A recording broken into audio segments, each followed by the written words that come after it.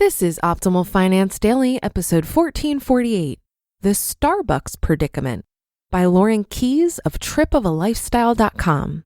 And I'm your host and personal finance enthusiast, Diana Merriam. This is the show where I narrate posts from a wide variety of personal finance blogs. We cover so much on this show, from saving to investing to debt reduction and more. So thank you for joining me today and every day. And before we get to it, if you've been listening for a while, you should already know that we have a weekly newsletter sharing tips, tricks, advice, inspirational quotes, and more. It's a great way to show your support and totally free. Just enter your email address at oldpodcast.com to join. Now let's get right to today's post and start optimizing your life. The Starbucks Predicament by Lauren Keyes of tripofalifestyle.com.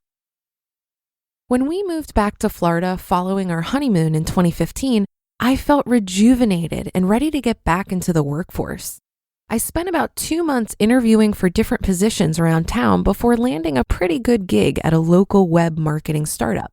At my previous job, I never felt like an outcast or anything, but I also didn't have the best relationship with all of the women there.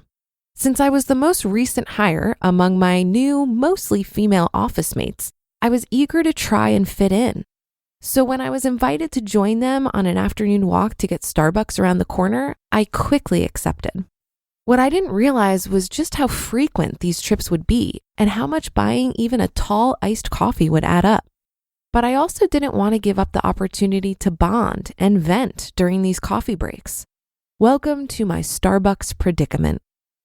Noticing the growing coffee trend. The Starbucks runs were weekly, sometimes twice a week if a meeting didn't go well, and I was buying a drink every time, along with my coworkers.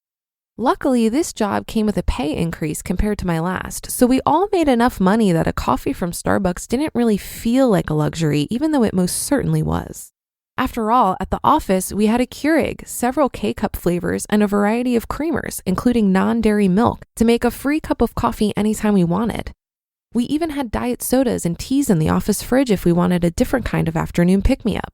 What we really wanted, though, was to take a break outside the office. Grabbing a drink from the kitchen just wasn't the same as physically leaving the building and enjoying a little sunshine on the 7-minute walk to Starbucks. Did I want companionship, caffeine, or both?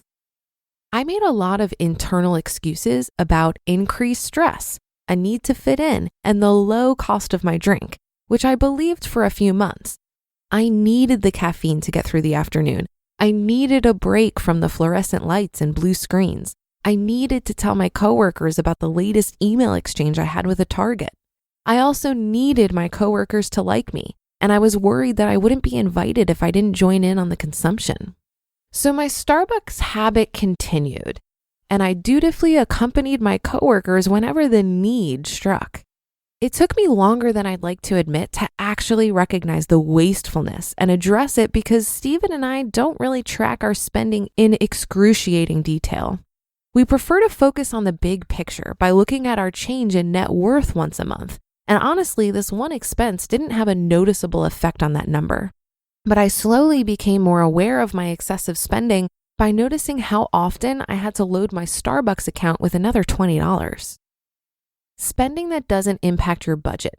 Why worry?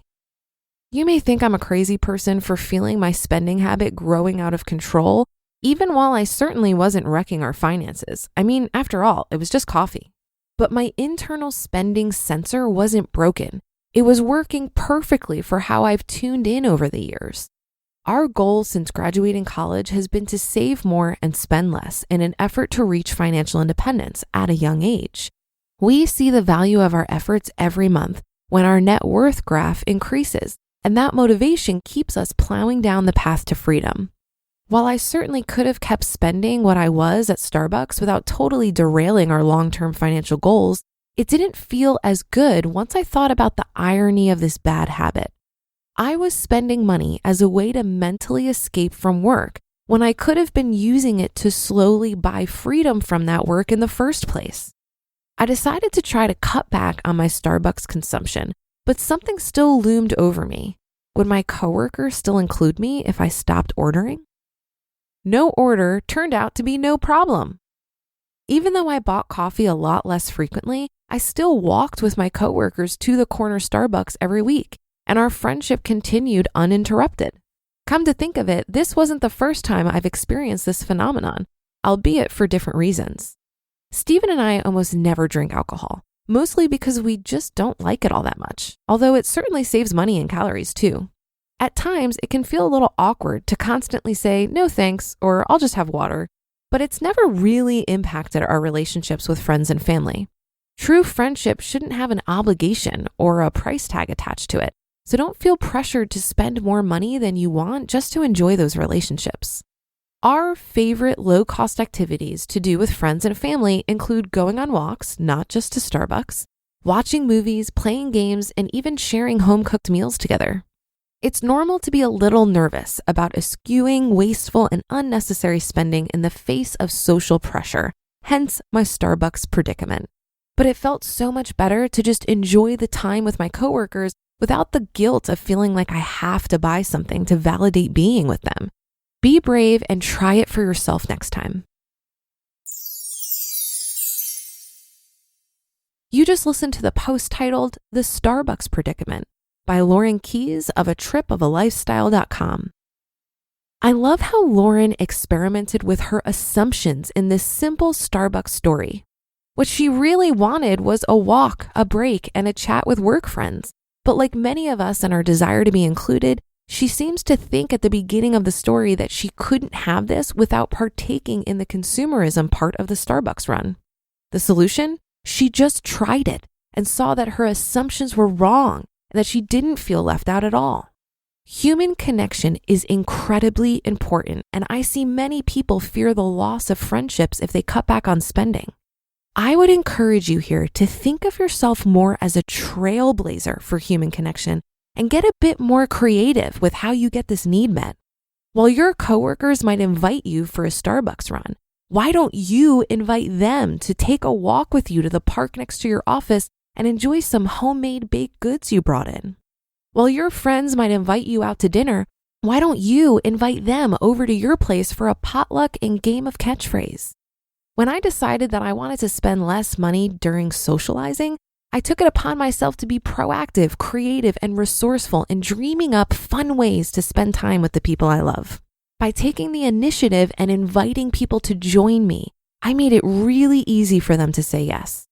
Frugality isn't a death sentence for your relationships. It could actually be the key to creativity and spending time together. That'll do it for today and another installment of Optimal Finance Daily. Have a happy Thursday. Thank you for being here every day and listening, and I'll see you in the Friday show tomorrow, where your optimal life awaits.